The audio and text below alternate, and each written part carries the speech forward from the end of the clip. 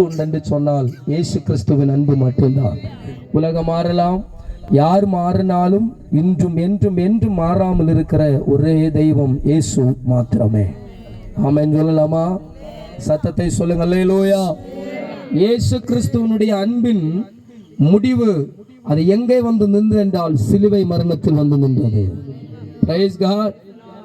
அவருடைய அன்பினுடைய கடைசி சிலுவை மரணத்தில் வந்து நின்றது. மனிதர்களுக்காக, உலகத்தில் மனிதனுடைய பாவ சாபங்களுக்காக, அக்கிரமங்களுக்காக மரித்து ஜீவனை கொடுத்து மூன்றாவது நாள் இன்றைக்கும் ஜீவனோடு இருக்கிற நாம் ஆராதிக்கிற இயேசு கிறிஸ்து. ஹல்லேலூயா. கர்த்தருக்கு ஸ்தோத்திரம். மனுஷனுடைய பாவங்களுக்காய், அக்கிரமங்களுக்காய் இந்த உலகத்தில் மனிதர்களை நேசித்து வந்த தெய்வம் நான் பிரசங்கம் செய்கிற இயேசு மாத்திரமே. கர்த்தருடைய பரிசுத்த நாமம் மகிமைப்படுவதாக. இந்த முதல் நாளில் தேவனுடைய வார்த்தையுமாய் இந்த இடத்தில் நிற்பதை நினைத்து நான் கர்த்தரை நன்றியோடு ஸ்தோத்திரிக்கிறேன். நமக்கு எல்லாருக்கும் பரிச்சயமான ஒரு வேத பகுதியை எடுத்து தமிழில் யாராவது ஒருவர் எனக்கு வாசிக்கலாம். தமிழ் வேதாகமம் வைத்திருக்கிறீர்களா? யாராகிலும் இருப்பீர்களானால் மார்க் எழுதின சுவிசேஷம் 1ஆம் அதிகாரம் அதனுடைய 15வது வசனத்தை ஒருவர் வாசிக்கலாம். மார்க் 1ஆம் அதிகாரம் அதனுடைய 15வது வசனம். Praise God. காலம் நிறைவேறிற்று, தேவனுடைய ராஜ்யம் சமீபமாயிற்று. காலம் நிறைவேறிற்று, தேவனுடைய ராஜ்யம் சமீபமாயிற்று. மனம் திரும்பி சுவிசேஷத்தை விசுவாசியுங்கள். காலம் நிறைவேறினது, தேவனுடைய ராஜ்யம் சமீபமானது. இந்த வேத புஸ்தகத்தில் சொல்லப்பட்ட ஒரு அருமையான வார்த்தை காலம் நிறைவேறினது, தேவனுடைய ராஜ்யம் சமீபமாயிற்று. இந்த ரெண்டு சம்பவங்களுக்கு தேவன் சொல்லப்படுகிற ஒரு காரியம், நீங்கள் மனம் திரும்புங்கள். ஆமென். மனம் திரும்புகிறவர்களுக்கு கொடுக்கப்படுகிற ராஜ்யம் தேவனுடைய ராஜ்யம். மனம் திரும்புகிறவர்களுக்கு கொடுக்கப்படுகிற இடம்தான் சொர்க்கம், பரலோகம் என்று நாம் சொல்லுகிறோம். என்னை கேட்கிற பிரியமான தேவ பிள்ளைகளே, காலம் நிறைவேறினது என்று சீஷர்கள் அன்றைக்கு சொல்றாங்க. யோவான் ஸ்நானகர் அன்றைக்கு கூவி சொல்லுகிறார், காலம் நிறைவேறினது, நீங்கள் மனம் திரும்புங்கள் என்று. ஒரு நாள் ஆண்டவராய் இருக்கிற இயேசு கிறிஸ்து இந்த பூமியில் வாழ்ந்து கொண்டிருக்கும் பொழுது அவர் இந்த கால நிறைவேறுதலை குறித்து பிரசங்கம் செய்தார். அன்றைக்கு இருந்த சீஷர்களுக்கு இவர் பேசுகிறதை குறித்து தெரியாமல் போய்விட்டது, அறிந்து கொள்ள முடியாமல் போய்விட்டது. ஆண்டவராய் இருக்கிற இயேசு கிறிஸ்துவும் காலத்தினுடைய நிறைவேறுதலை குறித்து பிரசங்கம் செய்தார். தானியேல் தீர்க்கதரிசியும் காலத்தினுடைய நிறைவேறுதலை குறித்து பிரசங்கம் செய்தார். பழைய ஏற்பாட்டு காலத்தில் பல தீர்க்கதரிசிகள் உலகத்தினுடைய முடிவு எப்படி இருக்கும் என்று பிரசங்கம் செய்திருக்கிறார்கள். Praise God. இன்றைக்கு இந்த இடத்தில் நின்று ஒன்றை தைரியமாய் சொல்ல முடியும், என் கருத்தில் இருக்கிற வேதாகமம் என்னென்ன சொன்னதோ அவைகள் எல்லாம் ஒன்று விடாமல் நடந்து கொண்டிருக்கிறது என்பதை நான் நன்கு அறிந்திருக்கிறேன். ஹல்லேலூயா. வேதம் சொன்னது அன்றைக்கும் நிறைவேறினது, இன்றைக்கும் நிறைவேறிக் கொண்டிருக்கிறது, இனியும் நிறைவேற வேண்டியது இருக்கிறது. வேதத்தில் இயேசு கிறிஸ்து பிறப்பார் என்றும் இந்த பூமியை உருவாக்கும் பொழுது ஆண்டவர் பூமியை உருவாக்கி அதில் ஏதேன் என்கிற ஒரு தோட்டத்தை உருவாக்கி அந்த தோட்டத்தில் ஒரு பெண்ணையும் ஒரு ஆணையும் பெண்ணையும் உருவாக்கி அதற்குள் வைத்து அவர்களை பார்த்து ஆண்டவர் சொன்னார், இந்த பூமியை நீங்கள் ஆண்டு கொள்ளுங்கள். அவர்கள் வாழ்ந்தார்கள், நல்ல வாழ்க்கை போய்க் கொண்டிருந்தது. திடீரென்று சாத்தான் அவர்களை வஞ்சித்தது என்று வேதம் சொல்லுகிறது. அவர்கள் வஞ்சித்த பொழுது ஒரு தீர்க்க தரிசனத்தை ஆண்டவர் சர்ப்பத்தை பார்த்து இப்படியாக சொன்னார். உங்களுக்கு எல்லாம் வேதம் தெரிந்தபடியினால் ஆதியாகம புஸ்தகத்தில் இருக்கிறது நான் சொல்லப்படுகிற தீர்க்க தரிசனம். பெண்ணை ஏவாளை பார்த்து ஆண்டவர் சொன்னார், நீ இந்த பாவத்தை செய்தபடியால் இனி நீ பிரசவம் செய்யும் பொழுது வேதனையோட தான் பிரசவிப்பாய் என்று அவர் பெண்ணை சபித்தார். அன்றைக்கு சொன்ன தீர்க்க தரிசனம் இன்றைக்கும் பெண்கள் வேதனையோடு தான் பிரசவம் செய்கிறார்கள். அல்லேலூயா.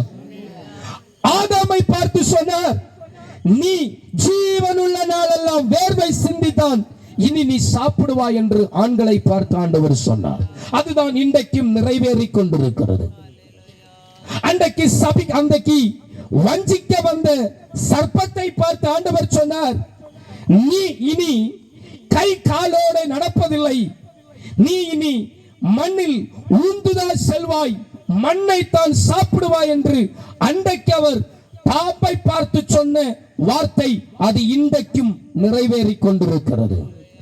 மூன்று பேருக்கும் மூன்று விதமான தீர்க்க தரிசனத்தை அவர் சொல்லி முடித்துவிட்டு அவர் சர்ப்பத்தை பார்த்து ஒன்றை சொன்னார், உன்னுடைய வித்துக்கும் அவளுடைய வித்துக்கும் பகையை உண்டாக்குவேன். அவள் என்று சொன்னால் ஸ்திரீ.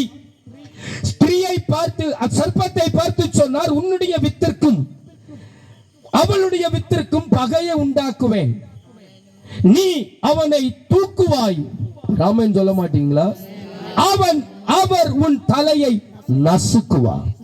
இது ஆண்டவர் சொன்ன தீர்க்க தரிசனம். ஏதேன் தோட்டத்தில் பல ஆயிரம் ஆண்டுகளுக்கு முன்னே என் பிதா அவர் சொன்ன தீர்க்க தரிசனம் நிறைவேறினது. இயேசு என்கிற ஒரு இயேசு மனிதருடைய பாவங்களுக்காய் இந்த பூமியில் வந்து அவர் சிலுவையிலே தொங்கும் பொழுது அன்றைக்கு அவர் சொன்ன தீர்க்க தரிசனம் நிறைவேறினது. அன்றைக்கு அவர் சொன்ன தீர்க்க தரிசனம் நிறைவேறினது என்றால் இனி அவர் என்ன நடக்கும் என்று சொல்லப்பட்ட தீர்க்க தரிசனங்களும் நிச்சயமாய் நிறைவேறும் என்பதிலே சந்தேகமில்லை. கர்த்தருடைய பரிசுத்த நாமம் மகிமைப்படுவதாக. ஹல்லேலூயா. உன்னுடைய வித்திற்கும் அவளுடைய வித்து. இந்த வித்து என்று சொன்னால் பிரைஸ் காட், சாத்தானுக்கு ஒரு வித்து. ஸ்திரீயின் வித்து என்று சொன்னால் ஸ்திரீயின் வயிற்றில் பிறக்கப்படுகிற இயேசு கிறிஸ்துவை காண்பிக்கிறது. ஒரு நாள் மரியாள் அறையில் இருக்கும் பொழுது ஒரு தேவதூதன் வந்து வெளிப்பட்டு சொன்னார், நீ ஒரு குமாரனை பெறுவாய், அந்த குமாரனுக்கு இயேசு என்று பெயரிடுவாயாக என்று சொல்லப்பட்ட தீர்க்க தரிசனம், அன்றைக்கு சொன்ன தீர்க்க தரிசனம் நிறைவேற ஆரம்பிக்கிறது. ராமன் சொல்லலாமா? கவனிங்க. இயேசு பிறந்தார். இந்த தீர்க்க தரிசனத்தை சாத்தான் ஸ்திரீயின் வித்து யார் என்று பார்க்க ஆரம்பித்தார். ஆதாமுக்கும் ஏவாளுக்கும் தேவன் சொன்ன தீர்க்க தரிசனம் ஒருவேளை மறந்து போனாலும் இந்த சாத்தானுக்கு ஒன்றை தெரியும், தேவன் ஒன்று சொன்னாரானால் அது நிச்சயமாய் நிறைவேறும். ஏனென்றால் இந்த சாத்தானும் ஒரு காலத்தில் தேவனுடைய தூதனாய் அவருக்கு ஆராதனை செய்கிற ஒரு ஆராதனை வீரனாய் காணப்பட்டவன் தான் இந்த சாத்தான். இந்த சாத்தானுக்கு ஒரு பெருமை வந்து விட்டது, தேவன் எல்லா இடத்திலும் நிறைந்திருக்கிறவராய் இருக்கிறார், எங்க பார்த்தாலும் தேவனுடைய பிரசன்னத்தை உணர முடியும். பிசாசுக்கு ஒரு ஆசை வந்து விட்டது, தெய்வத்தை விட நான் மேலானவனாய் மாற வேண்டும் என்று. அந்த ஆசை வந்தவுடனே ஆண்டவர் அவனை வானத்தில் இருந்து கீழே தள்ளிவிட்டார் என்று வேதம் சொல்லுகிறது. அவனுடைய உறைவிடம் இன்றைக்கும் வானமண்டலம் என்று சொல்லப்படுகிறது. Praise God. Hallelujah. இவன் ஸ்திரீயினுடைய வித்தை பார்த்தான். அப்பொழுது காயின் ஆபேல் பிறக்கப்படுகிறார்கள். சாத்தானுக்கு ஒரு பயம், ஸ்திரீயின் வித்து என் தலையை நசுக்க கூடியவர் இவர்களாய் இருக்குமோ, இவர்களில் யார் என்னை நசிக்க கூடியவன்? என்னை கேட்கிற பிரியமான தெய்வ பிள்ளையே, காயினும் ஆபேலுக்கும் ஒரு சின்ன பிரச்சனையை உருவாக்கி காயின் ஆபேலை கொல்லத்தக்க விதத்தில் சத்துருவானவன் திரும்பவும் ஒரு பாவத்தை உருவாக்கி விட்டான். ஹல்லேலூயா. அப்படியே ஜனங்கள் பெருக ஆரம்பித்தார்கள். வேதம் சொல்லுகிறது, ஜனங்களுடைய பாவம் வானபரியந்தம் எட்டினபடியினால் தேவன் பூமியை பார்த்து மனிதர்களை படைத்ததற்கு நான் மனஸ்தாபப்படுகிறேன் என்று அவர் வருத்தப்பட்டார். அப்பொழுது அவர் மனிதர்களை படைத்ததற்கு ஒரு அழிவை கொடுத்தார். அந்த அழிவு ஒரு பெரிய பாதிப்பை உண்டாக்கிவிட்டது. திரும்பவும் அவர் நோவா என்கிற ஒரு மனிதன் மூலமாய் திரும்பவும் தேசத்தில் மனிதர்களை பெருக்குவதற்கு ஒரு வழியை ஆயத்தப்படுத்தினார். மோசையின் காலம் வந்தது. யாத்திராகமத்தில் பார்க்கும் பொழுது அது வரைக்கும் என்ன கேட்கிற தெய்வ பிள்ளையே, யாருக்கும் சட்டம் பிறப்பிக்கப்படல. மோசை பிறக்கும் பொழுது ஒரு சட்டம் பிறப்பிக்கப்படுகிறது. ஆண் பிள்ளைகள் அத்தனையும் கொல்லப்பட வேண்டும். அவனுக்கு ஒரு பயம் இருந்துச்சு, என் தலையை ஒருவேளை மோசையை கொண்டு தேவன் நசுக்குவாரோ. Price God. இதே சம்பவம் ஆண்டவராய் இருக்கிற இயேசு கிறிஸ்து பிறக்கும் பொழுது சட்டம் பிறப்பிக்கப்படுகிறது. ஆண் பிள்ளைகள் சகலதும் கொல்லப்பட வேண்டும் என்று. இயேசு பிறந்தார். அவர் மனிதனுடைய பாவங்களுக்காக இந்த பூமியில் பாடுபட்டார், மரித்தார், உயிர்த்தெழுந்தார். இன்றைக்கு நாங்கள் விசுவாசிக்கிறோம், அவர் இன்றைக்கும் ஜீவனுள்ள தெய்வமாக பரலோக ராஜ்யத்தில் எங்களுக்காக அவர் உயிரோடு இருக்கிறார். அவர் திரும்பவும் வருவார் என்று நாங்கள் நம்புகிறோம். ஹல்லேலூயா. கரங்களை உயர்த்தி ஆமென் சொல்லலாமா? இயேசு கிறிஸ்து வாழ்ந்த நாட்களில் உலகத்தினுடைய முடிவை குறித்து பேசுகிறார். உலகத்தினுடைய முடிவு இப்படி இருக்குமப்பா, உலகம் இப்படிப்பட்ட காரியங்களை சம்பவிக்கும் என்று 2000 ஆண்டுகளுக்கு முன்பதாய் இயேசு கிறிஸ்து பிரசங்கம் செய்தார். சீஷர்களுக்கு ஒன்றும் புரியவில்லை. இவர் உலகத்தின் முடிவை குறித்து பேசுகிறாரே, இது எப்படி என்று அறிந்து கொள்ள வேண்டும் என்று சீஷர்கள் ஆசைப்பட்டு ஒரு நாள் ஆண்டவராய் இருக்கிற இயேசு கிறிஸ்து மலையில் உட்கார்ந்து கொண்டிருக்கும் பொழுது சீஷர்கள் போய் இயேசப்பாவினிடத்தில் கேட்கிற வார்த்தையை தான் இன்றைக்கு நாம் தியானிக்க போகிறோம். எடுத்து வாசிக்கலாம். மத்தேயு சுவிசேஷம் 24ஆம் அதிகாரம். ஒரு வருடத்து சீக்கிரமா எனக்கு இந்த வசனங்களை வாசிக்க முடிந்தால் நானே வாசிக்கிறேன். Price God. 24ஆம் அதிகாரம் 3வது வசனத்தில் நான் வாசிக்கிறேன். பின்பு அவர் ஒலிவமலையின் மேல் உட்கார்ந்திருக்கையில் சீஷர்கள் அவரிடத்தில் தனித்து வந்து, இவைகள் எப்பொழுது சம்பவிக்கும்? அடுத்து கேட்கிற ஒரு கேள்வி, உம்முடைய வருகைக்கும் உலகத்தின் முடிவுக்கும் அடையாளம் என்ன? Praise God. நான் பேசுகிறது புரிகிறதா உங்களுக்கு? சத்தத்தை உயர்த்தி அல்லேலூயா சொல்லலாமா? இயேசுவினிடத்தில் கேட்கிறார்கள், ஐயா, நீங்க உலகத்தின் முடிவை பற்றி பேசுனீங்களே, அது எப்ப சம்பவிக்கும்? நீங்க திரும்பவும் வருவேன் என்று சொன்னீங்களே, அப்படின்னா என்ன? அதுக்கு முன்பதாக 23வது அதிகாரத்தில் நாம் பார்க்கும் பொழுது 23ஆம் அதிகாரத்தில் வேதபாரகரும் பரிசேயர்களும் ஆலயத்தில் உட்கார்ந்து கொண்டிருக்கையில் ஆண்டவராய் இருக்கிற இயேசு கிறிஸ்து அவர்களுக்கு இடையில் சென்று பிரசங்கம் செய்ய ஆரம்பித்தார். அவர் அன்றைக்கு பிரசங்கம் செய்தது எல்லாம் வேதபாரகருக்கும் பரிசேயருக்கும். Praise God. ராமன் சொல்லலாமா? சத்தத்தை உயர்த்தி அல்லேலூயா. மாயக்காரரே, மாயக்காரராகிய வேதபாரகரே, பரிசேயரே, உங்களுக்கு ஐயோ! மனுஷர் பிரவேசியாதபடி பரலோக ராஜ்யத்தை பூட்டி போடுகிறீர்களே. 23ஆம் அதிகாரத்தில் இயேசு கிறிஸ்து பரிசேயர்களையும் வேதபாரகர்களையும் பார்த்து சொல்றாரு, பரலோக ராஜ்யத்தில் ஜனம் வர விடாதபடிக்கு பரலோக ராஜ்யத்தை பூட்டி போடுகிறவர்களே, உங்களுக்கு ஐயோ. ராமன். யாருக்கு ஐயோ? ஐயோ என்கிற வார்த்தை, அதற்கு இனி ஒரு பதம் சொல்ல முடியாது. ஐயோ என்றால் அது ஒரு கடினமான வார்த்தை. அதுக்கு பிறகு அவனுடைய வாழ்க்கையில் என்ன நடக்கும் என்று தெரியாது. ஐயோ, இனி அவனை விடுவிப்பார் இல்லை, இனி அவனை காப்பாற்றுவர் இல்லை. தேவன் ஒரு மனிதனை பார்த்து ஐயோ என்று சொன்னால் இனி காப்பாற்றுவதற்கான வழி இல்லை. வேதபாரகரே, பரிசேயரே, உங்களுக்கு ஐயோ. பரலோக ராஜ்யத்தை குறித்து நான் பேசும் பொழுது அதை பேச விடாதபடிக்கு தடை செய்கிறீர்களே, உங்களுக்கு ஐயோ. ராமன் சொல்லலாமா? அல்லேலூயா சொல்லலாமா? மாயக்காரராகிய 23:14 மாயக்காரராகிய வேதபாரகரே பரிசேயரே உங்களுக்கு ஐயோ, பார்வைக்காக நீண்ட ஜெபம் பண்ணி விதவைகளின் வீடுகளை பட்சித்து போடுகிறீர்கள். இது நிமித்தம் அதிக ஆக்கினை என்ன செய்வீர்கள்? அடைவீர்கள். மாயக்காரரையும் வேதபாரகரையும் பார்த்து அவர் சொல்றார், நீண்ட ஜெபத்தை செஞ்ச உடனே நீங்கள் பரிசுத்தவான்கள் ஆயிருவீங்களா? அதிகமா முழங்கால நின்ன உடனே பரிசுத்தவான் ஆயிருவியா? Price God.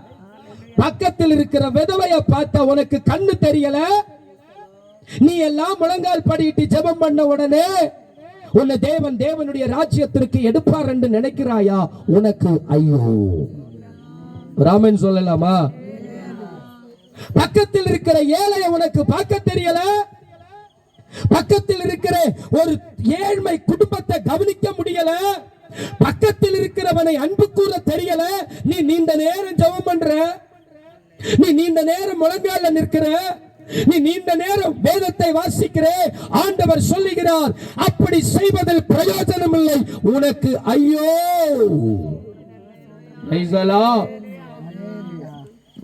ஹல்லேலூயா.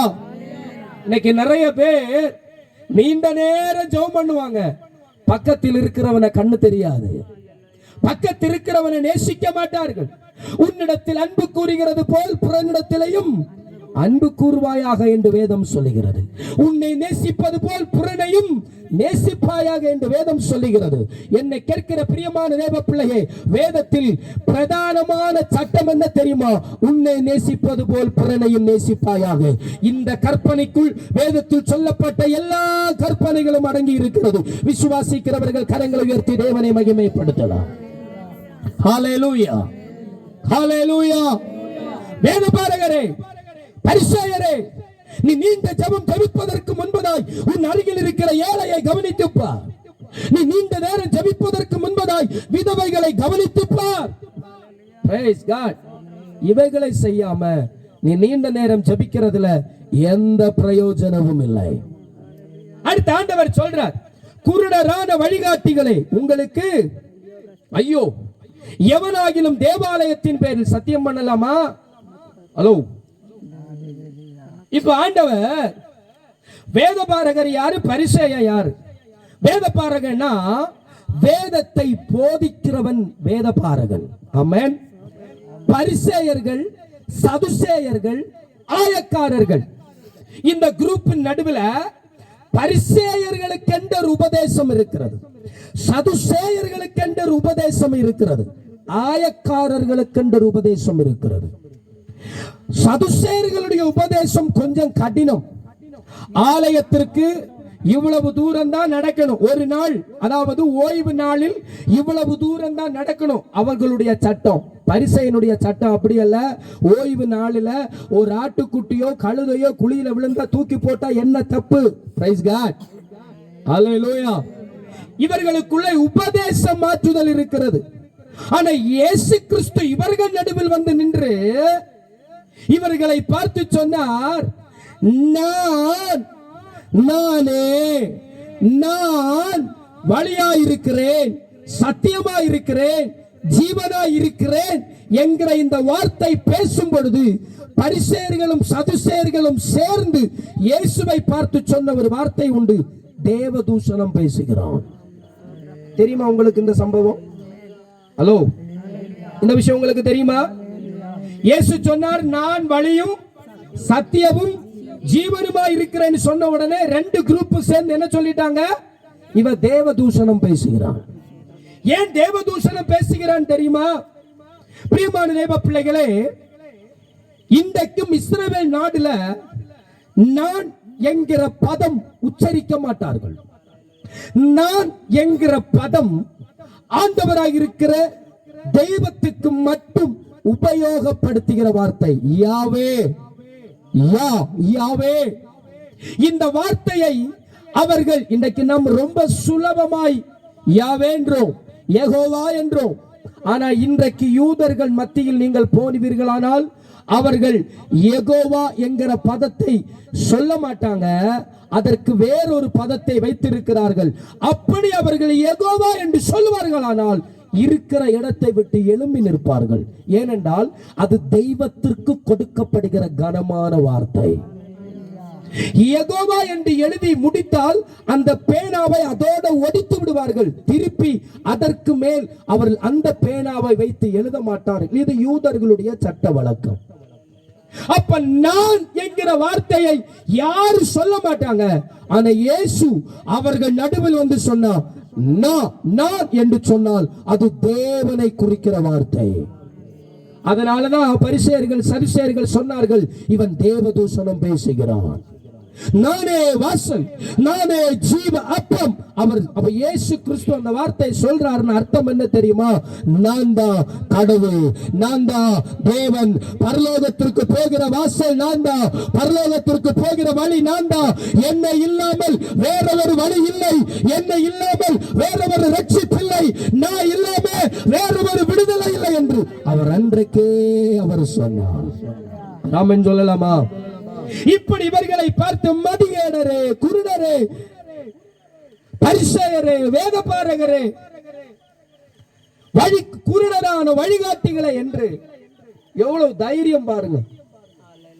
அன்றைக்கு பரிசேயர்களும் சதிசேயர்களும் இயேசு கிறிஸ்துவை எந்த வழியில கொல்லலாம், எப்படி கொல்லலாம் என்று வகை தேடுகிற நேரத்தில் அவர்கள் நடுவில் போய் நின்று இயேசு அவர்களை பார்த்தே சொல்றார், குருடர்களே, ஓ பரிசேயரே. தேவையில்லாத வார்த்தை. எப்படி திட்டுறார் தெரியுமா? அவர்களை பார்த்து எவ்வளவு தைரியம். அவர் திட்டி முடிச்சிட்டு அப்படியே தேவ ஆலயத்தை விட்டு வெளியே இறங்குறார். கவனிங்க, நீங்க 23ஆம் அதிகாரத்தை வீட்டுல போய் வாசிச்சு பாருங்க. பரிசேயரையும் வேத பாரகரையும் எப்படி எல்லாம் திட்ட முடியுமோ அவர்களை எல்லாம் திட்டிட்டு அவர் நேர தேவனுடைய ஆலயத்தில் 24ஆம் அதிகாரம் 1வது வசனம், இயேசு தேவ ஆலயத்தை விட்டு புறப்பட்டு போகையில் அவருடைய சீஷர்கள் தேவாலயத்தின் கட்டிடங்களை அவருக்கு காண்பிக்க அவரிடத்தில் என்ன செய்தார்கள்? வந்தார்கள். இயேசு அவர்களை நோக்கி, இவைகள் எல்லாம் பார்க்கிறீர்களே, இவ்விடத்தில் ஒரு கல்லின் மேல் ஒரு கல் இல்லாதபடிக்கு எல்லாம் என்ன செய்யப்படும்? தீர்க்க தரிசனமாய் சொல்லுகிறார். ராமன் சொல்லலாமா? தேவாலயத்தில் அவ்வளவு வைராக்கியமாய் பிரசங்கம் செய்த இயேசு எல்லார்களையும் திட்டி முடித்து தேவாலயத்தினுடைய வெளியில் வந்தவுடனே சீஷர்கள் தேவாலயத்தை காட்டி கொடுக்கிறாங்க. பாருங்க, ஆலயத்தை பாருங்க. ஆண்டவர் சொல்றார், டேய் 3 நாள் இதெல்லாம் இடிஞ்சு போகும், பாத்துக்கோ. இதுக்கு மேல ஒரு கல் இருக்காது. புரியல இவங்களுக்கு. இயேசு என்ன சொல்றாருன்னு தெரியல. அவர் அவ்வளவு கோபமாய் திட்டி வெளியில இறங்கி நேர ஒலிவ மலையில் போகிறார். ஒலிவ மலையில் போய் உட்கார்ந்து இருக்கும் பொழுதுதான் சீஷர்கள் இயேசுவை பார்த்து கேட்கிறாங்க, ஆண்டவரே, உம்முடைய வருகைக்கும் உலகத்தின் முடிவும் நடக்கக்கூடிய அடையாளம் என்ன? ராமன் சொல்லலாமா? சத்தத்தை உயர்த்து அல்லேலூயா. இந்த முடிவுங்கிற வார்த்தையை நான் பேசுவேனானால், ஒரு மனிதன் பிறப்பானால் அவனுக்கு முடிவு இருக்கிறது. நேரம் வெளுத்தா சாயங்காலம் ஆகிறது, நேரம் வெளுத்தா அது இருட்டாகி அடுத்த நாள் வருகிறது. ஒரு நாளுக்கு ஒரு முடிவு இருக்கிறது. அல்லேலூயா. ஒரு நாளுக்கு முடிவு இருக்கிறது, ஒரு வருஷத்துக்கு முடிவு இருக்கிறது. இப்படி முடிவை குறித்து நிறைய விஷயத்தை சொல்லிட்டு போலாம். எல்லாவற்றிற்கும் முடிவு இருக்கிறது, எல்லா காரியத்திற்கும் முடிவு இருக்கிறது. முடிவில்லாத ஒரு விஷயம் இல்லை. என் கையில இருக்கிற போன் கூட அதற்கு முடிந்து போகக்கூடிய காலாவதி இருக்கிறது. ஆமாவா இல்லையா? இந்த ஸ்பீக்கர் எத்தனை வருஷம் நம்முடைய சபையில் இருக்கும்? கொஞ்ச நாள் இருக்கும். அதுக்கப்புறம் அதனுடைய காயல் போய் போய் பேசி பேசி அதனுடைய மேக்னெட் பவர் கம்மியாகி கம்மியாகி அதனுடைய பவர் குறைந்து போகவும் அதுக்கும் ஒரு முடிவு இருக்கிறது. ஆம்பிளிஃபையர் இருக்கு பாருங்க, அதுக்கும் ஒரு நம்முடைய உலகத்தில் எல்லாவற்றுக்கும் முடிவு இருக்கிறது. அதே போல என் ஆண்டவர் படைத்த இந்த பூமிக்கும் ஒரு முடிவு இருக்கிறது. அது சீக்கிரமாய் சம்பவிக்க போகிறது. ஹல்லேலூயா. ஒரு மனிதன் பிறந்தால் அவனுக்கு முடிவு இருக்கிறது. உண்மையானால் இந்த பூமி நிரந்தரமானதல்ல. இந்த பூமி ஒரு நாள் முடிந்து போகக்கூடியது. என் இயேசு பார்த்து சொன்னார், இந்த பூமி முடியும், இந்த பூமிக்கு ஒரு முடிவு இருக்கிறது. நாங்கள் அதை நம்புகிறோம். இந்த பூமி முடிந்தால் அதுக்கு பிறகு ஒரு வாழ்க்கை உண்டு. அந்த வாழ்க்கையை தான் இன்றைக்கு நாங்கள் நம்புகிறோம். ஒரு ஆமென் சொல்ல மாட்டீங்களா? இங்க இருக்கிற ஒவ்வொரு பேரும் எதை நம்புறாங்க தெரியுமா? நான் முடிந்தால் எனக்கு ஒரு வாழ்க்கை இருக்கிறது. இந்த பூமியினுடைய கடைசி வரையும் அது முடிஞ்சு போச்சுன்னா இன்னொரு ராஜ்யம் எனக்காக தேவன் கட்டி வைத்துக் கொண்டிருக்கிறார். அந்த ராஜ்யத்திற்காக தான் இப்பொழுது நாங்கள் ஓடிக்கொண்டிருக்கிறோம். அதை குறித்து தான் அப்போஸ்தலனாய் இருக்கிற பவுல் சொன்னார், நல்ல போராட்டத்தை போராடினேன், ஓட்டத்தை முடித்தேன், விசுவாசத்தை காத்துக்கொண்டேன், எனக்காக தேவன் வைத்திருக்கிற ஜீவ கிரீடத்தை நான் பெற்றுக்கொள்வேன். என்னை கேட்கிற பிரியமான தேவ பிள்ளையே, நீ வாழ்கிற இந்த பூமி அது நிரந்தரமானதல்ல, அது ஒரு நாள் முடியக்கூடியது. ஒரு ஆமென், ஹல்லேலூயா. இது நிரந்தரமானது அல்லையா? இந்த பூமியில் எந்த உறவும் நிரந்தரமானதல்ல. இந்த பூமியில் எந்த ஒரு காரியமும் நிரந்தரமானதல்ல. எல்லாம் நம்மை விட்டு போகக்கூடியது. பார்க்கிற உலகம் பார்க்கிறதுக்கு அழகா இருக்கிறது. நம்ம நினைக்கிறோம் காலமா எத்தனையோ வருஷம் இருக்கும் அப்படின்னு. நம்ம இல்லவே இல்லை. இந்த உலகம் முடியும் முடியும் முடியும். ஏன் இவ்வளவு நம்பிக்கையில் நான் சொல்லுகிறேன்? என் ஆண்டவர் சொன்னார் உலகம் முடிவுண்டென்று. ஆகையினால நானும் நம்பிக்கையா சொல்றேன், இந்த உலகம் ஒரு நாள் முடிந்து போகும். ராமன் சொல்லலாமா? எப்படி ஆண்டவரை நம்பலாம் என்று கேட்டால், என் இயேசு எவைகளெல்லாம் சொல்லப்பட்டாரோ எங்கள் கண்காண இந்த பூமியில் அது நிறைவேறிக் கொண்டிருக்கிறது. இயேசு சொன்ன வார்த்தைன்னு நம்பலாமா இல்லையா? நாங்கள் நம்புகிறோம். ஒரு ஆமென் சொல்லலாமா? சத்தத்தை உயர்த்து அல்லேலூயா. சீஷர்கள் வந்து கேட்கிறாங்க, ஐயா உலகத்தின் முடிவு எப்படி இருக்கும்? இயேசு ஒலிவ மலையில வேகமா அங்க இருந்து பரிசேயரையும் வேதபாரகரையும் திட்டிட்டு, அந்த யோசிச்சு பாருங்க, அவங்களை எல்லாம் திட்டிட்டு ஒலிவ மலையில வந்து இருக்கிறவங்களை அப்படியே சீஷர்கள் போய் கேட்கிறாங்க, ஐயா நீங்க சொன்னது எங்களுக்கு ஒண்ணுமே புரியல, இந்த உலகம் எப்ப முடியும்? இதை குறித்து ஒரு தீர்க்கதரிசி இப்படியாக பேசினார். ஒரு தேவ மனுஷன் இப்படியாக அவர் சொன்னார், அது ஒருவேளை நடக்குமோ நடக்காதோ இதை பத்தி எல்லாம் எனக்கு தெரியாது, ஆனா நான் அதை நம்புகிறேன். எப்படி நம்புகிறேன் என்றால், கர்த்தருடைய பரிசுத்த நாமம் மகிமைப்படுவதா. தேவன் எல்லாவற்றையும் 7 7 7ஆக நாட்கள் 7. ராமன் சொல்லலாம். வேதத்துல நீங்க பாத்தீங்கன்னா நாட்கள் எத்தனை? 7. தேவனுடைய பரிசுத்த தலத்தில் வைத்திருக்கிற குத்து விளக்கின் காரியங்களும் 7. இப்படி நீங்க நிறைய காரியங்கள் வேதத்தில் 7 7 என்கிற நிலைமைகளை பார்க்க முடியும். ஒரு மனுஷன் பேசினார், உலகத்தினுடைய ஆயுள் காலமும் 7000 ஆண்டாம். ராமன் சொல்லலாமா? உலகத்தினுடைய ஆயுள் காலமும் 7000 ஆண்டு. இந்த 7 என்கிற வார்த்தை பூரணமானது. இந்த 7க்கு பிறகு 8 9 அது வேற, ஆனா 7 என்கிறதுடைய அர்த்தமே பூரணமானது. இந்த பூரணத்திற்கு மேல் ஒன்று இல்லை. ஆகையினால் 7ஓடு முடித்து விடுகிறார் எல்லாவற்றையும். இந்த உலகத்தினுடைய ஆயுள் காலமே 7000 ஆண்டுதான் என்று சொல்லுகிறார்கள். இன்னைக்கு விஞ்ஞானிகள் பூமியை அவர்களுடைய விஞ்ஞான ஞானத்தினால் அதை சோதித்து பார்த்து விஞ்ஞானிகள் சொல்லுகிறார்கள், இந்த பூமியினுடைய ஆயுள் காலம் 6000 ஆண்டு ஆகிவிட்டது என்று சொல்லுகிறார்கள். ராமன் சொல்லலாமா? நான் சொல்லல, விஞ்ஞானிகள் சொல்லுகிறது 6000 ஆண்டு ஆகிவிட்டது. இயேசு கிறிஸ்து இந்த பூமிக்கு வந்து 2000 வருஷம் தாண்டி விட்டது. ராமன் அல்லேலூயா. இது ஒரு கணக்கு, இதை நான் இப்ப பேசல, சரி போட்டு. இப்ப ஆண்டவரை பார்த்து அவர்கள் கேட்கிறாங்க, எப்படியா முடிவு நடக்கும்? அப்ப இயேசு சொல்றார் பாருங்க, பிரைஸ் காட். வசனத்தை எடுத்து வாசிக்கலாம். 4வது வசனம் வேண்டாம், 2வது வசனம் வேண்டாம், 5வது வசனம் வேண்டாம், 6வது வசனத்தை கவனியுங்கள். இயேசு சொல்றார், யுத்தங்களையும் யுத்தங்களின் செய்திகளையும் கேள்விப்படுவீர்கள், கலங்காதபடிக்கு எப்படி ஆயிருங்கள்? எச்சரிக்கையாயிருங்கள். ஹலோ, நான் கவனிச்சு சொல்றேன். உலகத்தினுடைய முடிவின் ஆரம்பத்தை குறித்து ஆண்டவர் சொல்றார்.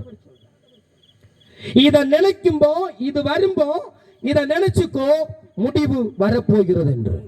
அதுதான் இயேசு சொல்லுகிறார். ஒரு ஆமென் சொல்லலாமா? ஒரு வியாதி வர்றதுக்கு முன்ன ஒரு காய்ச்சல் வரும், ஆமாவா இல்லையா? ஏதோ ஒன்று வர்றதுக்கு முன்ன ஏதோ ஒரு அலாரம் அடிக்கும். இயேசு சொல்றாரு, இந்த உலகம் முடிவதற்கு முன்பதாக இவைகள் நடக்கும் போது உன் மனசுல தீர்மானம் பண்ணிக்கோ, நான் வாசல் அருகே வந்து நிற்பேன் என்று. ஒருவன் என் சத்தத்தை கேட்டு கதவை திறந்தால் அவனோடு நான் என்ன செய்வேன்? போஜனம் பண்ணுவேன். அவர் சொல்கிறார், யுத்தங்களும் யுத்தங்களின் செய்திகள் என்ன செய்யப்படுவீர்கள்? கேள்விப்படுவீர்கள். இந்தியா தேசத்தில் தமிழ்நாட்டில் ஏதோ ஒரு கிராமத்துக்குள், ஏதோ ஒரு இந்தியாவினுடைய ஒரு சின்ன மூலைக்குள் இருக்கிற நம்முடைய காதுகளில் எத்தனை யுத்தங்களின் செய்திகளை கேட்கிறோம். இருக்கிறீங்களா இல்லையா? ஹல்லேலூயா. எத்தனை யுத்தங்களின் செய்திகளை கேட்கிறோம். இயேசு என்ன சொன்னார்?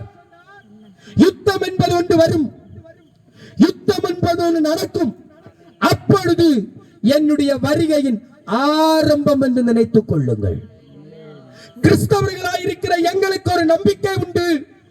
அங்கங்க யுத்தம் நடக்கும் பொழுது எங்களுக்கு ஒரு எதிர்பார்ப்பு என்னன்னா, எங்களுக்காக மரித்த இயேசு கிறிஸ்து எங்களை ஆயத்தம் செய்ய வரப்போகிறார். இருக்கிறீங்களா இல்லையா? ஹல்லேலூயா. இன்னைக்கு எத்தனைய யுத்தம் ரஷ்யாவுக்கும் கர்த்தருக்கு ஸ்தோத்திரம் உக்ரைனுக்கு நடந்துச்சு. ராமன் சொல்ல மாட்டீங்களா? இஸ்ரேலுக்கு யுத்தம் நடந்துச்சு. பல பல ராஜ்யங்கள் யுத்தம் நடந்து எல்லாம் தெரிகிறது தானே. ஆண்டவர் என்ன சொன்னார்? இது வரும்போ, இந்த யுத்தத்தின் செய்தி கேட்கும்போ நம்ம எப்படி இருக்கணுமா? சத்தமா சொல்லுங்க, எப்படி இருக்கணுமா? பக்கத்தில் இருக்கிறவங்களை கையை பிடிச்சு சொல்லுங்க, எச்சரிக்கையாயிரு. சொல்லுங்க பாப்போம், சகோதரர்கள் சொல்லுங்க, எச்சரிக்கையாயிரு. எச்சரிக்கையாயிரு. ஏன் எச்சரிக்கையா இருக்க வேண்டும்? இயேசு கிறிஸ்து தன் மனவாட்டியை சேர்க்க அவர் வரப்போகிறார். ஹல்லேலூயா. 7வது வசனம், ஜனத்துக்கு விரோதமாய் ஜனம், ஜனத்துக்கு விரோதமாய் ஜனம். இன்னைக்கு இதை நடக்கும்போ கிறிஸ்தவர்கள் நாம் ஒன்றை நினைக்கணும், இயேசு கிறிஸ்து வரப்போகிறார்.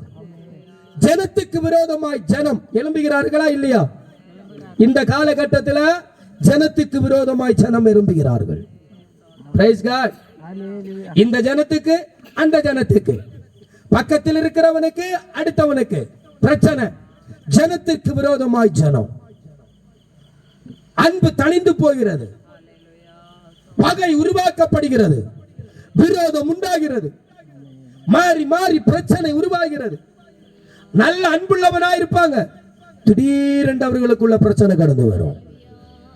இந்த கிராமத்துக்கும் அந்த கிராமத்துக்கும் பிரச்சனை, இந்த கிராமத்தில் இருக்கிற ஜனக்கும் அந்த கிராமத்தில் இருக்கிற ஜனத்துக்கும் பிரச்சனை. ஒரு ஆமென். இந்த தொகுதியில் இருக்கிற ஜனத்திற்கும் அந்த தொகுதியில் இருக்கிற ஜனத்துக்கும் பிரச்சனை. ஆண்டவர் என்ன சொன்னார் தெரியுமா? ஜனத்துக்கு விரோதமாய் ஜனம். இந்த பிரச்சனை வரும்போ நினைவு கொள்ளணும், ஆண்டவராய் இருக்கிற இயேசு கிறிஸ்து வரப்போகிறார். ஒரு ஆமென். ராஜ்யத்துக்கு விரோதமாய் ராஜ்யம். இந்தியா ஒரு ராஜ்யம்னா பாகிஸ்தான் ஒரு ராஜ்யம். ஹலோ, இந்தியாவுக்கும் பாகிஸ்தானுக்கும் பிரச்சனை வரும். ஒவ்வொரு நாட்டுக்கும் பிரச்சனை வரும். இந்த பிரச்சனைகள் வரும்போ ஆண்டவர் சொன்னார், நான் வாசல் அருகே வந்து நிற்பேன். நம்புறவங்க மாத்திரம் ஒரு ஆமென் சொல்லலாம். நம்புறவங்க மாத்திரம் சத்தம் ஒரு அல்லேலூயா சொல்லு. அடுத்து இயேசு சொன்னார், சீசர்கள் வந்து கேட்ட பொழுது சீசனை பார்த்து சொல்றார், எப்பா பஞ்சம் வரும். இந்த பஞ்சத்தின் செய்தியை கேட்கும்போ நம்ம எப்படிப்பட்டவர்களா இருக்கணுமா? எச்சரிப்புள்ளவர்களா இருக்கணும். நான் பேசுகிறது யாருக்காவது புரியுதா? Praise God. பஞ்சம் வரும், பஞ்சத்தின் செய்தி. இன்னைக்கு அநேக நாடுகளில் பஞ்சம் வந்து விட்டது. உங்களுக்கு தெரியுமா? இந்தியாவில் கஜானா, அதாவது அரிசி, ரேஷன் கடையில் அரிசி எல்லாம் ரொம்ப நாட்களுக்கு கொடுக்க முடியாது என்று ஒரு அறிவிப்பு வந்து விட்டு இருக்கிறது. Hello, praise God. ஹல்லேலூயா. ஒன்னும் தெரியாதது போல உட்கார்ந்துட்டு இருக்கிறீங்களே. பெரிய பஞ்சம் வந்திருக்கிறது. எவ்வளவு பெரிய பஞ்சம்! ஒவ்வொரு நாட்டில பிரைஸ் காட், பல நாடுகளில் குடிக்கிறதுக்கு தண்ணி இல்லைன்னு சொல்றாங்க. தண்ணியின் நீருறவு வற்றி போனது. பல நாடுகளில் ஜனங்களுக்கு சாப்பாடு இல்லாம தவிக்கிறாங்க. ஆண்டவர் சொன்னார், இந்த பஞ்சத்தின் செய்தி கேட்கும்போ நான் வாசல் அருகே வந்து விட்டேன், என்னுடைய வருகை சமீபமாயிருக்கும் பிரியமானவர்களே. ஹல்லேலூயா. இன்னைக்கு பஞ்சம் வரும்போ மனுஷனுடைய பசியை எப்படி ஆத்தணும்னு விஞ்ஞானிகள் எல்லாம் சேர்ந்து கண்டுபிடிக்கிறாங்க. ஒரு டேப்லெட் போட்ட பசி என்ன செஞ்சிடலாம், ஆத்திரலாம், கண்டுபிடிச்சிட்டாங்க. இனி வருகிற நாட்களில் எல்லா வீடுகளிலும் பணம் இருக்கும், சாப்பிட சாப்பாடு இருக்காது. Praise God. எனக்கு வீட்டு பக்கத்துல எல்லாம் தென்னை மரம் இருக்கு. கருக்க குடிச்சாவது இளநீர் குடிச்சாவது என்ன செஞ்சிருவேன், நான் பிழைச்சிருவேன். அதுக்கும் பஞ்சம் வரும். Praise God. ஆண்டவர் பஞ்சம் வரும்னு சொன்ன எல்லாத்துக்கும் பஞ்சம் வரும். என்னைக்கோ நம்ம சாப்பிட்ட நிறைய ஆகாரங்கள் இன்றைக்கு இல்ல. ஒரு ஆமென், ஒரு அல்லேலூயா சொல்லலாமா? இப்ப எல்லாம் ரெடிமேடா வருது. ஏன் பஞ்சம்? ஏன் விலைவாசி அதிகமாகிக் கொண்டிருக்கிறது? ஏன்னா அடுத்த நாடுகளில் இருந்து வந்து கொண்டிருந்த பொருள் இப்பொழுது இந்தியாவுக்கு ஏற்றுமதி இறக்குமதி கொஞ்சம் கடினமாகிக் கொண்டிருக்கிறது. அந்தந்த நாடு பிடிச்சு வச்சுக்கிறான். நாங்க எல்லாம் உங்களுக்கு தந்த எங்க நாடு நாங்க எப்படி காப்பாற்றுவோம், அதனால உங்களுக்கு தர முடியாதுன்றான். இப்ப இருக்கிற பொருள் விலைவாசி ஆகுது. ஹலோ, இதெல்லாம் எதுக்கு? இதெல்லாம் எதை காரணம் காட்டுகிறது என்றால் என் இயேசு கிறிஸ்துவினுடைய வருகையை காண்பிக்கிறது. பிரைஸ் தி லார்ட் சொல்லலாமா? இந்தியாவில் இருந்து பல ஏற்றுமதிகள் ஸ்டாப் ஆகிறது. அவர்கள் சொல்றாங்க, எங்க ஜனத்துக்கு நாங்க எப்படி கொடுப்போம், தர முடியாதுன்றாங்க. பல நாடுகளில் இருந்து வந்த அநேக பொருட்கள் இன்றைக்கு நிறுத்தப்படுகிறது. வேதம் சொல்லுகிறது, பஞ்சம் உண்டாகும், அப்பொழுது என் வருகையின் அடையாளம் என்று நினைத்துப்பா. ஒரு ஆமென் சொல்லலாமா? இத பார்த்தா யாருக்கும் உணர்வு வரல. கிறிஸ்தவர்களாய் இருக்கிற நமக்கு உணர்வு வரல. கிறிஸ்தவர்களாய் இருக்கிற நமக்கு ஒரு பயம் வரல. இன்றைக்கும் நாம் அப்பந்தமாகவே வாழ்த்துக் கொண்டிருக்கிறோம். ஆண்டவர் சொன்னார், பஞ்சம் வரும்போ என் வருகையின் அடையாளம் என்று நினைத்துப்பார். அல்லேலூயா. 7வது வசனத்தில் இன்னொன்று சொல்லப்படுகிறது, கொள்ளை நோய். என்ன நோய்? சத்தமா சொல்லுங்க, என்ன நோய்? நம் காதுகளிலே கேட்டோமா கொரோனா என்கிற ஒரு நோய? ஹலோ, இப்பதானே கேட்டோம், முந்தி நமக்கு தெரியுமா? தெரியாதுல்ல. இந்த மாதிரி இனி எவ்வளவு பெரிய பெரிய எத்தனையோ புதுசு புதுசு நோய்கள் எல்லாம் வருது. ஆண்டவர் சொன்னார், கொள்ளை நோய் வரும்போ கிறிஸ்தவனே நீ எச்சரிக்கையாயிரு, என் வருகையின் அடையாளங்கள். ஆமென் சொல்லலாமா? கொள்ளை நோய் ஒவ்வொரு ராஜ்யத்தில் ஏதோ வியாதிகள் வருதான். இந்தியாவுக்கு ஏதோ அடுத்த பெரிய நோய் வருதுன்னு அடுத்த காரியங்கள் பேசிக் கொண்டிருக்கிறாங்க. என்ன நோய் யாருக்கும் தெரியல, எப்படி வியாதி வருது, எப்படி போகுது. வேதம் சொன்னது இதெல்லாம் நடக்கும். இதெல்லாம் நடக்குமா சபை நினைக்கணும், என் இயேசு வரப்போகிறார். ராமன் சொல்லலாமா?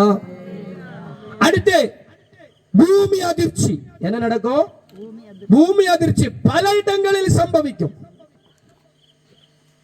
பூமி அதிர்ச்சி பல இடங்களில் சம்பவிக்கும். நம்ம நியூஸ பார்த்தா, பேப்பர் படிச்சா தெரியும் எங்க அங்க பூமி அதிர்ச்சி வந்திருக்கு, என்னென்ன நடந்திருக்கு, என்னென்ன பிரச்சனை வந்திருக்கு. இவைகள் எல்லாம் வேதனைகளுக்கு ஆரம்பம் என்று வேதம் சொல்லுகிறது. ராமன் சொல்லலாமா? கரங்களை உயர்த்தி அல்லேலூயா, சத்தத்தை உயர்த்தி அல்லேலூயா. என்னை கேட்கிற சபையே, இயேசு கிறிஸ்து எப்ப வருவார், உலகத்திற்கு முடிவு எப்படி நடக்கும்னு கேட்டப்போ ஆண்டவர் இதெல்லாம் பிட்டு பிட்டு பிட்டு பிட்டு வச்சார். எவ்வளவு அழகா பேசினார். பூமி அதிர்ச்சி உண்டாகும், கொள்ளை நோய் வரும், பஞ்சம் வரும், பூகம்பம் வரும், இதெல்லாம் என் வருகையின் அடையாளம் என்று நினைத்துப்பார். அதனாலதான் நாங்கள் ஒன்றை சொல்லுகிறோம், என் இயேசு வரப்போகிறார், ஜனமே அவருடைய வருகைக்கு நீ ஆயத்தமாகு. பிரைஸ் தி லார்ட், ஹalleluya. அப்ப கூட அவர்களுக்கு இன்னும் டவுட், ஆண்டவரே இதெல்லாம் ஆரம்பம்னு நீங்க சொல்றீங்க, இதெல்லாம் நடக்கும்னு சொல்றீங்க, எப்ப முடிவு வரும்? அப்போ இயேசு சொல்றாரு, உன்னை சொல்லிட்டு சொல்றாரு, கர்த்தருக்கு ஸ்தோத்திரம், ராஜ்யத்தினுடைய இந்த சுவிசேஷம் 14வது வசனம், பூலோகம் எங்கும் உள்ள சகல ஜாதிகளுக்குள்ளும் சாட்சியாக பிரசங்கிக்கப்படும். அப்போது என்ன வரும்? சத்தமா சொல்லுங்க, அப்போ என்ன வரும்? இதை போல சுவிசேஷ மீட்டிங் நடக்காத கிராமங்கள் இல்ல தமிழ்நாட்டில். ஹலோ, எத்தனை பேர் ஆமென் சொல்றீங்க? மொபைல் போன் இருக்கிற எல்லா ராஜ்யங்களுக்கும் இந்த சுவிசேஷம் போய் சேருகிறது. ஆமென் சொல்லலாமா? டிவி இருக்கிற எல்லா ராஜ்யங்களுக்கும் இந்த சுவிசேஷம் போய் சேருகிறது. Facebook வழியா, யூடியூப் வழியா, இன்ஸ்டாகிராம் வழியா, எல்லா வழிகளிலையும் சுவிசேஷம் போய் சேருகிறது. வேதம் சொல்லுகிறது, இந்த சுவிசேஷம் உலகத்தினுடைய கடைசி பரியந்தம் எப்ப போய் சேருதோ அப்போ என்னுடைய முடிவு வரும். நாங்கள் நம்புகிறோம், உலகத்தினுடைய கிட்டத்தட்ட எல்லா இடங்களிலும் தேவ ஊழியர்கள் கால் வைத்து அவருடைய சுவிசேஷத்தை பிரசங்கம் செய்கிறார்கள். என்னை கேட்கிற சபையே, உலகத்தினுடைய கடைசி இடத்துல போய் நிற்கும்போ உலகத்திற்கு முடிவு வரும். எத்தனை பேர் ஆமென் சொல்றீங்க? நான் நம்புறேன், உலகத்தினுடைய எல்லா இடங்களிலும் இந்த சுவிசேஷம் போய் கொண்டிருக்கிறது. இருக்குதா இல்லையா? போய் கொண்டிருக்கிறது. ஏன் தெருவாய் டாக்டர் கொடுக்கிறாங்க? ஏன் தெருவாய் நின்று பைத்தியக்காரர்களை போல இயேசு வருகிறார், இயேசு வருகிறார் என்று ஏன் பிரசங்கம் செய்கிறார்கள்? எங்களுக்கு தலைவிதியா? இல்ல, வேதம் சொல்லுகிறது, உலகம் முடிய போதுப்பா, இந்த உலகம் முடிகிறதற்குள்ள நீ ஆயத்தமாவே, வருகைக்கு நீ ஆயத்தமாகுப்பா. ஆமென், ஹalleluya. இந்த சுவிசேஷம் உலகத்தினுடைய ராஜ்யத்தின் கடைசி எட்டும் வரையிலும் அப்போ முடிவு வரும். இதை குறித்து சீசர்களுக்கு அப்ப அவர் சொல்லும்போது ஏதோ புரிஞ்சது போல இருந்தாங்க. ரைட் ஆண்டவரே, ஓகே. அப்ப அவங்களுக்கு சுவிசேஷம் என்னன்னா கரெக்டா தெரியல. சொன்ன உடனே ஓகே, அவ்வளவுதான். இனி இதுக்கு மேல ஏசப்பா கிட்ட கேட்டுட்டு இருக்க முடியாதுல்ல. அப்படியே அவர் ஒன்னா பேசுறார், சீசர்களுக்கு ஒன்னா பேசி கொடுக்கிறார். இந்த வேத புஸ்தகத்துல எனக்கு ரொம்ப அதிகமா தியானித்த ஒரு வேத பகுதி தான் மத்தேயு எழுதின சுவிசேஷம் 24ஆம் அதிகாரம். நான் ரொம்ப அதிகமாய் தியானித்த ஒரு புஸ்தகம். இதில் தானியேலுடைய தீர்க்க தரிசனத்தை ஆண்டவர் கொண்டு நிறுத்துகிறார். பாழாக்குற அருவருப்பு அவைகளை ஆண்டவர் சொல்றார். 62 வாரத்தை குறித்து சொல்லுகிறார், 70 வாரத்தை சொல்லுகிறார், 62 வாரம் முடிந்த கதையை சொல்றார். அதுக்கப்புறம் 7 வாரத்தை குறித்து சொல்லுகிறார். இது எல்லாம் ஒரு தீர்க்க தரிசனங்கள். ஆமென். சத்தத்தை உயர்த்தர் அல்லேலூயா, கரங்களை உயர்த்தர் அல்லேலூயா. 62 வாரம் முடிந்து விட்டது. இனி ஒரு வாரம் உண்டு. அந்த ஒரு வாரத்திற்கு 7 வருஷம். அது ஒரு கணக்கு. இவளை இப்படியே சொல்லி போகிறேனே, அவ்வளவுதான். ஒரு 7 வாரம் உண்டு. அந்த 7 வாரம் இதுவரைக்கும் தொடங்கப்படல. அது எப்ப தொடங்கும் என்பதை ஆண்டவராய் இருக்கிற இயேசு கிறிஸ்து யோவானுக்கு வெளிப்படுத்தி கொடுத்தார். ஒரு ஆமென் சொல்லலாமா? அருமையான சகோதரி சொன்னது போல வேதத்தில் யோவானை கர்த்தர் அவ்வளவாய் பயன்படுத்தப்படுவதற்கு காரணம் என்னன்னா, யோவான் இயேசுவின் மார்போடு சாய்ந்திருந்தவன். இயேசுவின் மார்போடு சாய்ந்திருந்த யோவானுக்கு வெளிப்பாடுகளை தேவன் வெளிப்படுத்தி கொடுத்தார். எத்தனை பேர் ஆமென் சொல்ல முடியும்? ஹalleluya. இந்த 7 வாரம் 7 வருஷத்தை காண்பிக்கிறது. இந்த 7 வருஷம் நடந்துச்சா? நடக்கல. இந்த 7 வருஷம் எப்ப நடக்கும்? இனிமே தான் நடக்கும். இந்த 7 வருஷத்தில் சபை பூமியில இருக்குமா? சபை என்று சொன்னால் ரட்சிக்கப்பட்டு ஞான ஸ்நானம் எடுத்து பரிசுத்த ஆவியின் அபிஷேகம் பெற்ற தேவ பிள்ளைகளுக்கு கொடுக்கப்பட்ட பெயர் தான் என்னது? சபை. ஆமென். கட்டிடம் அல்ல, மனிதர்களாய் இருக்கிற நமக்கு கொடுக்கப்பட்ட பெயர் சபை. இந்த சபை இந்த 7 ஆண்டில் இருக்குமா? இருக்காது. இந்த 7 ஆண்டில் சபை எங்க இருக்கும்? பரலோக ராஜ்யத்தில் இருக்கும். Praise God. இந்த 7 வருஷம் இந்த பூமியில் என்ன நடக்கும்? அதுக்கு தான் வேதம் சொல்லுகிறது உபத்திரவ காலம் என்று சொல்லப்பட்டிருக்கிறது. ஒரு ஆமென் சொல்லலாமா? சத்தத்தை உயர்த்தி அல்லேலூயா. உபத்திரவ காலம் என்று சொல்லப்பட்டிருக்கிறது. அப்ப இத வியாக்கியானத்தை செய்தவர் யாரு? இதை கரெக்டா வியாக்கியானம் செய்தது அப்போஸ்தலனாய் இருக்கிற பவுல். தெசலோனிக்கேயருடைய புஸ்தகத்தை எல்லாரும் எடுத்துக்கோ. நிருபம் தெசலோனிக்கேயர் 1ஆம் அதிகாரமா எல்லாரும் எடுத்துக்கொள்வோம். தெசலோனிக்கேயர். Praise God. ஹalleluya ஹalleluya ஹalleluya. Praise God.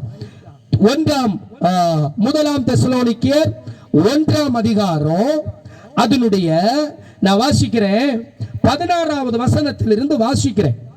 ஏனெனில் கர்த்தர் தாமே ஆரவாரத்தோடும் பிரதான தூதனுடைய சத்தத்தோடும் தேவ எக்காலத்தோடும் வானத்தில் இருந்து என்ன செய்வாராம்? சொல்லுங்க.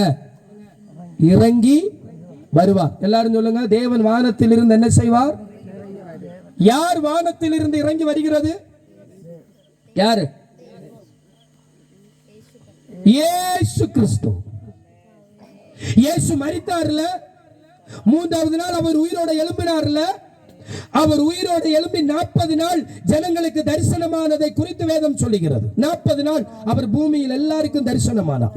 தரிசனமாகி ஒரு மலையில போய் நின்று வானத்தில் எடுத்துக்கொள்ளப்படும் பொழுது சீஷர்கள் எல்லாரும் வானத்தை பார்த்துட்டு நிக்கிறாங்க. இவர்கள் பார்த்துட்டு நிக்கவே இயேசு அப்படியே எடுக்கப்படுறார். அந்த காட்சியை ஒண்ணு யோசிச்சு பாருங்க, எவ்வளவு அழகா அருமையா இருந்திருக்கும் அல்லவா? ஆமென். சீஷர்கள் பார்த்துட்டு நிக்க இயேசு அப்படியே போறார். எவ்வளவு மகிமையான காரியம். சீஷர்கள் பார்க்கிறாங்க, நடுங்கி பயந்து என்னவாகுமோ ஏதாகுமோ பயந்து நடுங்கி கொண்டிருக்கிறாங்க. இப்போ ஒரு தூதன் வெளிப்படுறார். தூதன் வெளிப்பட்டு சொல்றார், பயப்படாதீர்கள். அவர் இப்பொழுது எப்படி ஏறி போறாரோ அப்படியே அவர் என்ன செய்வார்? சொல்லுங்க. இறங்கி வருவார். அவர் எப்படி போவாரோ அப்படி வருவார். சபையை பார்த்து சொல்றார், நீங்கள் காத்திருங்கள். சீஷர்கள் காத்திருக்கிறார்கள். 120 பேராய் காத்திருக்கிறார்கள். பரிசுத்த ஆவியானவர் இறங்கி வந்து பரிசுத்த ஆவியானவருடைய அபிஷேகம் அவர்கள் மேல் வெளிப்பட்ட பொழுதுதான் அடுத்த சம்பவம் என்ன நடக்கும் என்பதை வெளிப்படுத்தி கொடுத்தார். ஒரு ஆமென் சொல்லலாமா? பரிசுத்த ஆவியானவருடைய அபிஷேகம் இவர்கள் மேல் இறங்கின பொழுதுதான் இயேசு கிறிஸ்து உயிரோடு இருந்த நாட்களில் என்னென்ன பேசினார் என்பதை, எதற்காக பேசினார் என்பதை சீஷர்களுக்கு சரியாக புரிந்து கொள்ள முடிந்தது. எத்தனை பேர் ஆமென் சொல்ல முடியும்? பரிசுத்த ஆவியின் அபிஷேகத்தில் நிரப்பப்பட்ட அப்போஸ்தலனாய் இருக்கிற பவுல் சொல்லுகிறார், அவர் வானத்தில் இருந்து என்ன செய்வார்? இறங்கி. ஹலோ, நம்புறீங்களா? இங்க இருக்கிற எத்தனை பேர் நம்புறீங்க? என் இயேசு வானத்தில் இருந்து இறங்கி வருவார். இப்பதானே இயேசு அங்கேயும் சொன்னாரு, நான் வருவேன், உங்களை திக்கற்றவர்களாக நான் விட்டுட மாட்டேன், நான் போறது போல என்ன செய்வேன்? திருப்பி வருவேன். இயேசு அவர்களை பார்த்து சொன்னார்ல, நான் போறேன். ஏன் போறீங்க? இயேசு சொல்றார், நான் போறேன் பரலோகத்துக்கு. எதுக்கு போறீங்க? இயேசு சொல்றாரு, உங்களுக்கு ஒரு வாசஸ்தலத்தை ஆயத்தப்படுத்த நான் போகிறேன். Price God. வாசஸ்தலத்தை ஆயத்தப்படுத்த போகிறேன். வாசஸ்தலமாக ஆயத்தமான உடனே நான் உங்களை அழைத்து செல்வதற்கு திரும்பவும் என்ன செய்வேன்? வருவேன். அப்போஸ்தலனாய் இருக்கிற பவுல் தெசலோனிக்கே பட்டண சபைக்கு ஆண்டவருடைய வருகையை குறித்து பிரசங்கம் செய்கிறார். அவர் போனார், போனது போல வருவோம். அருமையான சகோதரி சொன்னாங்க, எங்களுடைய எதிர்பார்ப்பு வேற ஒண்ணும் இல்ல, அவர் இருக்கிற வந்தவராகவே அவர் நம்ம பார்ப்போம் என்கிறதா எங்களுடைய எதிர்பார்ப்பு. ராமன் சொல்லலாமா? அப்ப பவுல் அதை பிரசங்கம் செய்கிறார். தேவன் இருக்கிறவராகவே இருக்கிறார், அவர் வருவார், அவரை நாம் சந்திப்போம் அப்படின்னு சொல்லி பிரசங்கம் செய்யும்போ தெசலோனிக்கா பட்டண சபைகளுக்கு மரித்தவர்களை குறித்த ஒரு கவலை இருந்துச்சு. பவுல் பிரசங்கம் செய்கிறார், இயேசு வருவார், இயேசு வருவார். அப்ப இவங்களுக்கு ஐயோ, என்னுடைய சித்தப்பா நேற்றுக்கு தானே இறந்தார், போன வாரம் தானே இறந்தார், எங்க மாமா இறந்துட்டார், உயிரோடு இருந்தன, இயேசு வரும்போது என்ன செய்யலாம், கூட போய். இந்த மரித்தவர்களை குறித்ததான கவலை அதிகமா இவர்களுக்கு வந்த பொழுது அப்போஸ்தலனாய் இருக்கிற பவுல் என்ன சொல்றார், அவர் வருவார். அப்போ 17வது வசனம், பின்பு உயிரோடு இருக்கும் நாமும் கர்த்தருக்கு எங்க கொண்டு போவ, எதிர்கொண்டு போக. இந்த எதிர்கொண்டு போகிறதுன்னா என்ன? என்னத்தை எதிர்கொண்டு போவோம்? நம்ம எதை எதிர்கொண்டு போவோம்? தேவ பிள்ளையே, ஆண்டவராய் இருக்கிற இயேசு கிறிஸ்து பூமியில் வருகிற வருகையை குறித்து பவுல் பேசல, மத்திய ஆகாயத்தில் வருகிற வருகையை குறித்து பேசினார். ராமன் சொல்லலாமா? வானத்தினுடைய பாதி மட்டம் அவர் வருவார். வரும்போ உயிரோடு இருக்கிற நாம் எடுத்துக்கொள்ளப்படுவோம். Price God. ராமன் சொல்லலாமா? உயிரோடு இருக்கிற நாம் எடுத்துக்கொள்ளப்படுவோம். அடுத்து சொல்றார், பின்பு மரித்தவர்கள் உயிரோடு என்ன செய்வார்கள்? சத்தமாய் சொல்லுங்க, எழுந்திருப்பார்கள். பின்பு அவரோடு கூட நாம் ஆளுகை செய்வோம். அந்த ஆளுகை தான் 7 வருஷம். அந்த 7 வருஷம் சபை மணவாட்டி பரலோக ராஜ்யத்தில் இருக்கும் பொழுது இந்த பூமியில் என்ன நடக்கும் தெரியுமா? இந்த பூமியில் அந்தி கிறிஸ்துவின் ஆட்சி நடக்கும். ஆமென். இந்த பூமியில் அந்தி கிறிஸ்துவின் ஆட்சி நடக்கும். இன்றைக்கு உலகம் எப்படி சபை வருகைக்கு ஆயத்தமாகிறதோ அதை போல் உலகம் அந்தி கிறிஸ்துவின் ஆட்சிக்கு உலகம் ஆயத்தமாய் கொண்டிருக்கிறது. நான் உங்களுக்கு சொன்னேனே, பாழாக்கிற அருவருப்பை குறித்து பேசப்பட்ட அந்த தானியேல் தீர்க்க தரிசனத்தில் ஒரு சிலையை நிறுத்தி வைத்து ஆண்டவர் தானியேலுக்கு தரிசனம் கொடுத்தார். ஒவ்வொரு சிலையினுடைய ஒவ்வொரு பாகங்களும் ஒவ்வொரு ராஜ்யங்களாய் பகுத்து போய் முடிந்து விட்டது.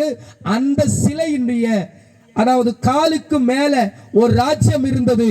அந்த ராஜ்யம் கர்த்தருக்கு ஸ்தோத்திரம், அவன்தான் மகா அலெக்சாண்டருடைய ராஜ்யத்தை குறித்தும் தானியேலுக்கு ஆண்டவர் தீர்க்க தரிசனமாய் சொன்னார். அவருடைய ராஜ்யபாரம் தாண்டினவுடனே அந்த ஒரு மிருகம், அந்த மிருகத்தில் இருந்து 4 கொம்புகள், அந்த ராஜ்யம் 4 பேரால் பிரிக்கப்பட்டது. அதெல்லாம் நடந்த ஒரு சம்பவம். அதுக்கு பிற்பாடு ராஜ்யம் வரும், 10 ராஜ்யமாய் பிரியும். அதுதான் இனி நடக்க போகிற ராஜ்யம். இனி இந்த உலகம் 10 ராஜ்யங்களோடு சேரும். இந்தியா தேசம் இனி ஒரு 9 நாடோடு சேரும். இந்தியாவை சேர்த்து 10 ராஜ்யமாய் மாறும். இந்த 10 ராஜ்யத்திற்கு ஒரு தலைவன் எழும்புவான். கரங்களை ராமே, நிறைய பேசணும் உண்டு, நேரம் இல்ல. 10 ராஜ்யத்திற்கு ஒரு தலைவன் எழும்புவான். இனி ஒரு 10 ராஜ்யத்திற்கு இன்னொரு தலைவன், இனி ஒரு 10 ராஜ்யத்திற்கு இன்னொரு தலைவன். இந்த எல்லா தலைவனுக்கு ஒரு தலைவன் எழும்புவான். அதுதான் வேதம் சொல்லுகிறது, அந்தி கிறிஸ்து. ராமன் சொல்லலாமா? அந்த அந்தி கிறிஸ்துவுக்கு ஒரு முத்திரை கொடுக்கப்பட்டது. வேதாகமம் சொல்லுகிறது, அது மனுஷ லக்கத்தின்படி 666. இன்றைக்கு இந்த உலகத்தில் 666 என்று சொல்லப்படுகிற லக்கம் எல்லா இடங்களிலும் லகுவாய் வந்து விட்டது. கர்த்தருக்கு சித்தமானால் நாளை தினத்தில் சபை நடுவில் உங்களுக்கு நான் ப்ரொஜெக்டர்ல இந்த சம்பவங்களை பேச கர்த்தர் உதவி செய்வாராக. ராமன் சொல்லலாமா? 666 என்கிற முத்திரை தேசத்தில் பரவி கொண்டிருக்கிறது. தேவ சபையே, இந்த உலகம் அந்தி கிறிஸ்துவின் ஆட்சிக்கு ஆயத்தமாகிறது. நாம் அவருடைய வருகைக்கு ஆயத்தமாக வேண்டும். எத்தனை பேர் அவருடைய வருகையில் அவரை முகமுகமாய் சந்திக்க போகிறீர்கள்?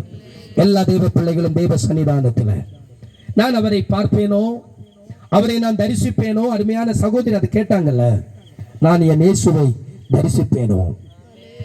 எல்லா தெய்வ பிள்ளைகள் தெய்வ சன்னிதானத்தில் எழும்பி நிற்கலாமே. எல்லா தெய்வ பிள்ளைகளும் தெய்வ சன்னிதானம்